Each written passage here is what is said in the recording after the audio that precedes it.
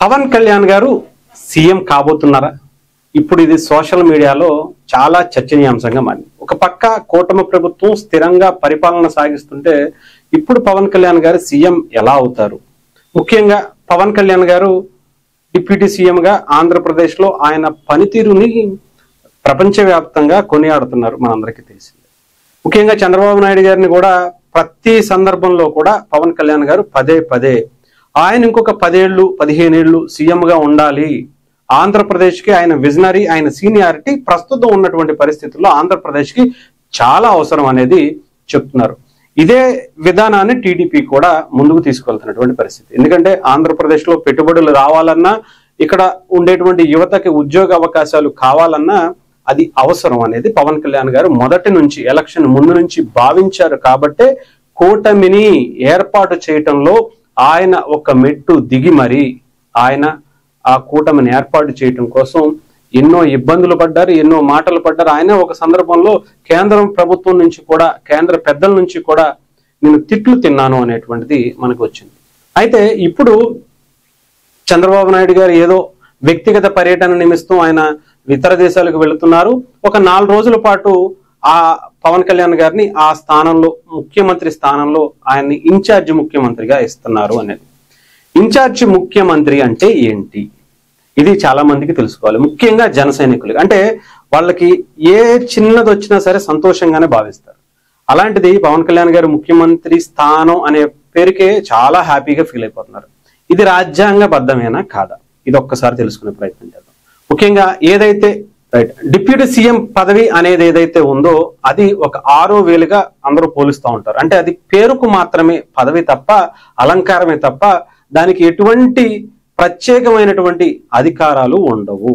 పవన్ కళ్యాణ్ గారికి కూడా అలాంటిదే. కాకపోతే ఆయనకిచ్చే ఇంపార్టెన్స్ అండ్ అనేది కూటమిలో ముఖ్యంగా తెలుగుదేశం ఇచ్చేటువంటి వాళ్ళ పార్టీ నుంచి, బీజేపీ పెద్దల నుంచి ఒక మంచి ఇంపాక్ట్ పవన్ కళ్యాణ్ గారికి ఉంది. కాబట్టి ఆయనని కూటమిలో ఒక పెద్దన్న పాత్ర, అటు చంద్రబాబు నాయుడు గారి తర్వాత ఆ పాత్రలో పవన్ కళ్యాణ్ గారిని చూస్తా వచ్చారు. అంతే తప్ప ఆయనకుండే శాఖలకి అధికారమే తప్ప అటు పంచాయతీరాజు, అటవీ శాఖనో లేదంటే ఇంకా ఇతరితర శాఖలకు ఉండేటువంటి అధికారాలే తప్ప డిప్యూటీ సీఎం కంటూ ప్రత్యేకమైనటువంటి అధికారాలు ఏమి ఉండవు. ఇది జస్ట్ 6 వేలు అంటే మనందరికీ తెలుసుగా పెట్టుడికి మాత్రమే ఉంటది. ఇది ఎటువంటి అధికారాలు ఉపయోగించుకోవడానికి ఉండదు.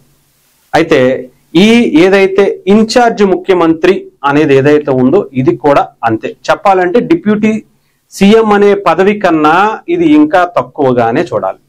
కాకపోతే ఏంటంటే అటు ముఖ్యమంత్రి గారు ఏ ముఖ్యమంత్రి అయినా సరే, ఏ రాష్ట్రంలో అయినా సరే, మన భారతదేశంలో కొంతమంది ముఖ్యమంత్రులు వ్యక్తిగత అవసరాల నిమిత్తం, కుటుంబ పర్యటనల నిమిత్తం ఇతర దేశాలకు వెళ్తున్నప్పుడు ఇక్కడ ఉండేటువంటి వాళ్ళ క్యాడర్ని కావచ్చు, పరిపాలన విధానాన్ని చూసుకోవటం కోసం ఒకళ్ళని నియమిస్తారు. అది మంత్రికి ఇవ్వచ్చు, డిప్యూటీ సీఎం అనే వ్యక్తికే ఇవ్వాల్సిన అవసరం లేదు. ఒక్కోసారి యనమల రామకృష్ణ లాంటి వ్యక్తి కూడా ఇన్ఛార్జిగా ఆయనకి జస్ట్ పెట్టారు. ఆయనకి ఎటువంటి ముఖ్యమంత్రిగా సంతకాలు చేసేటువంటి అధికారం మాత్రం ఎట్టి పరిస్థితుల్లో ఉండదు. ఇది మనం గుర్తు చేసుకోవాల్సినటువంటి విషయం. ఇంతకుముందు గతంలో చాలా మంది ముఖ్యమంత్రులు హెల్త్ అంటే ఆరోగ్య సమస్యల రీత్యా వాళ్ళు ఇతర దేశాలకు వెళ్ళినప్పుడు కూడా ఈ మంత్రులుగా, ముఖ్యమంత్రులుగా ఉన్నటువంటి వ్యక్తుల గురించి మనందరికీ తెలుసు. నాదెళ్ల భాస్కర్ రావు గారి గురించి మనకు ఒక ఐడియా ఉంటుంది. ఆ టైంలో ఆయనకు కూడా ముఖ్యమంత్రిగా ఇచ్చారు. ఎందుకంటే అది రాజ్యాంగబద్ధంగా జరిగినటువంటి ప్రక్రియ. ముఖ్యమంత్రి అనేది ఒకరోజు చేసిన 1 నిమిషం పాటు చేయాలన్నా కూడా కంపల్సరిగా గవర్నర్ ద్వారానే ఆ ప్రక్రియకి ఆయనే మూలంగా ఆయన ప్రమాణ స్వీకారం చేపించి అన్ని విధాలుగా నేను రాష్ట్రానికి ఏదైతే ముఖ్యమంత్రి ప్రమాణ స్వీకారం చేస్తారో ఆ తరహాలోనే చేపించిన తర్వాత తప్ప అతనికి బాధ్యతలు అనేవి అప్పచెప్పడానికి ఎటువంటి అవకాశం భారత రాజ్యాంగంలో లేదు. ఇది మనం చూడొచ్చు. మీరు ఏదో ఒక సినిమాలో కూడా అర్జున్కి ఒకరోజు ముఖ్యమంత్రి అని పదవిస్తారు. అప్పుడు కూడా ఆ ముఖ్యమంత్రి వ్యక్తిగత కారణాల వల్ల రిజైన్ చేస్తున్నట్టు, అదే కొద్ది రోజులు ఆపుతున్నట్టు, లేదా ఇంకొకటి గవర్నర్కి చెప్పి గవర్నరు దాన్ని యాక్సెప్ట్ చేసిన తర్వాత ఇవ్వాల్సి వస్తుంది. గవర్నర్ ఆ పదవి అంటే ముఖ్యమంత్రి పదవి ఇస్తే తప్ప అది ఏ రకంగా అయినా కావచ్చు. ఒకటి ముఖ్యంగా ఎవరన్నా హెల్త్ బాగోక ఆయన చనిపోయినా, ఏదన్నా కోమాలోకి వెళ్ళిపోయినా, యాక్సిడెంట్లు జరిగినా, ఇంకొకటి జరిగినా సరే ఆ ముఖ్యమంత్రి పదవి కింద ఎవరైతే మెజారిటీ అసెంబ్లీకి సంబంధించినటువంటి ఎమ్మెల్యేలు ఉంటారో వాళ్ళందరూ కూడా ఒక ఏకాభిప్రాయానికి వచ్చి మేము ఒక వ్యక్తిని నిలబెట్టుకుంటున్నాం, ఇతన్ని ముఖ్యమంత్రిగా చేయండి, మెజారిటీ మెంబర్స్ అతనికి అనుకూలంగా ఉన్నారు అని చెప్పి గవర్నర్కి లెటర్ ఇస్తే తప్ప అతన్ని ప్రమాణ స్వీకారం చేపించి రాజ్యాంగబద్ధంగా అవకాశం ఇస్తే తప్ప జరగదు. సో ఇది మొదటిగా తెలుసుకోవాల్సింది. ఇంకొకటి ఏంటంటే అవిశ్వాస తీర్మానం లాంటివి, లేదా ఆ పార్టీలోనే ఉంటూ కొంతమంది అతనికి వ్యతిరేకంగా, ముఖ్యమంత్రికి వ్యతిరేకంగా ఏమన్నా చేపించి అతనితో రాజీనామా చేపించి ఇంకొక వ్యక్తిని మళ్ళీ పెట్టాలన్నా కూడా అది కూడా గవర్నర్ ద్వారానే చేయాల్సి ఉంటుంది.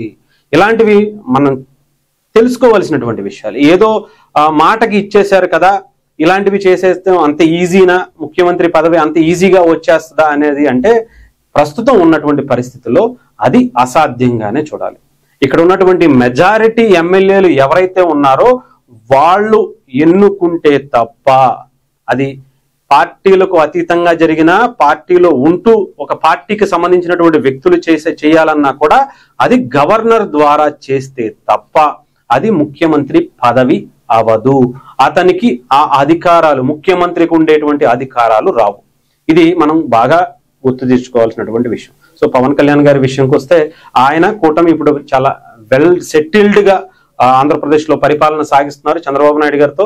సో ఇదన్నీ కూడా మనం చూసుకోవాలంటే పవన్ కళ్యాణ్ గారు రాజ్యాంగబద్ధంగా, ముఖ్యంగా ఆయన వెనకాల బలమైనటువంటి ఎమ్మెల్యేల సంఖ్య ఉండి ఆయన బలంగా రాజకీయంగా ఎదిగిన తరువాత ముఖ్యంగా గవర్నర్ ద్వారా అక్కడ ఆయన ప్రమాణ స్వీకారం అంటే ముఖ్యమంత్రిగా, ఆంధ్రప్రదేశ్ ముఖ్యమంత్రిగా కొణిదెల పవన్ కళ్యాణ్ నేను అని ప్రమాణ స్వీకారం చేస్తే తప్ప ఆయన ముఖ్యమంత్రి కాలేరు రాజ్యాంగబద్ధంగా అనేది తెలుసుకోవాలి.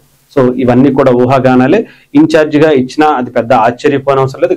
గతంలో కూడా చాలా రాష్ట్రాలకు, చాలా తెలుగు రాష్ట్రాల్లో కూడా ఇవి జరిగినటువంటి పరిస్థితులే.